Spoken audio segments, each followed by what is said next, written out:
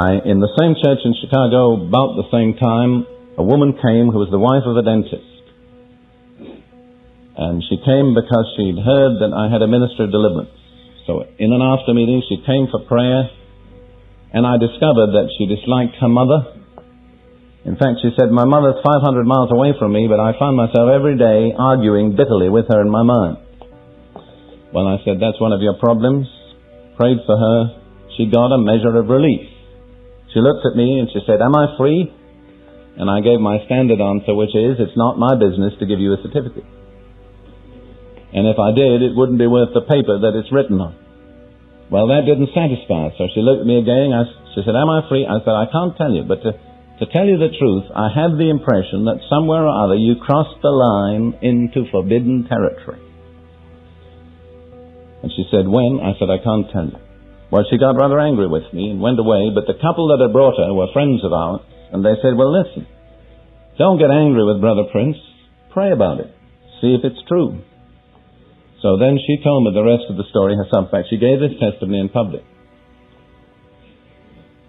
She said, next morning, alone in her apartment, she prayed, and she said, if there's any truth in what Brother Prince said, will you show me? And immediately her mind went back to a church of which she was a member, a Methodist church, before she knew the Lord personally, and how in this church, the most spiritual woman in the church had come, and she was spiritual too, believe me, had come to her and said, may I tell your fortune? I think read your palm. So because the woman was noted to be the most spiritual in the church, she said yes.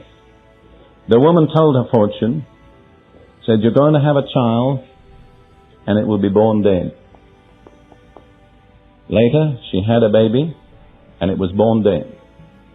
The doctor who delivered the baby said, I've never seen a case like this. It was choked by its own umbilical cord, which was twice wound round its neck. There in the apartment, meditating on this, which the Lord had brought back to her memory, she realized what I've told you, that that woman in that Methodist church had predicted Satan's destiny over her life, and by believing it, she'd submitted to it. And in fact, in a certain sense, that woman was the murderer of her baby. A good, respectable, church-going murderer.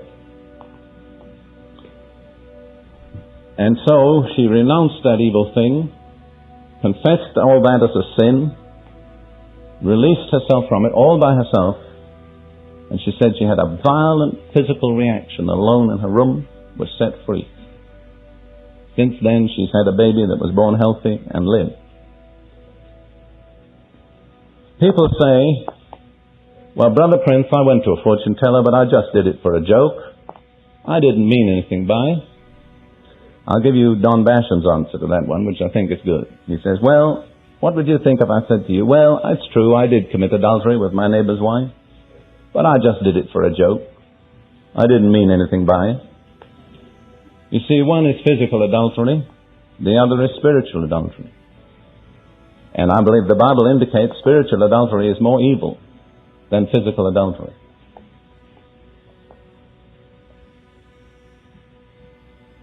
I want to talk about one other type of personal problem which I found to be very, very common. Really, we've only touched on one root so far, which, and in order to explain to you what I'm aiming at, this root is the occult. It's involvement in Satan's supernatural realm.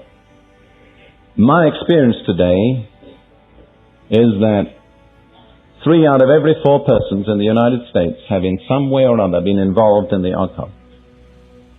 I was in a meeting, a CFO meeting, if you know what CFO, Camp Farthest Out meeting, and a Methodist minister who had real understanding was preaching on the danger of involvement with Edgar Casey and Gene Dixon.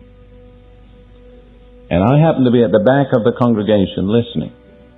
And at the end of his message, he said, now how many of you have read either one or other of those writers, been interested in them? At least 1/3 of the people in the congregation immediately raised their hand.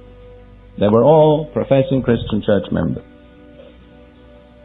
So, let me say frankly, in my personal opinion, the greatest threat to the United States and the one thing that can destroy this nation is witchcraft. It's unbelievably powerful. It's unbelievably sinister.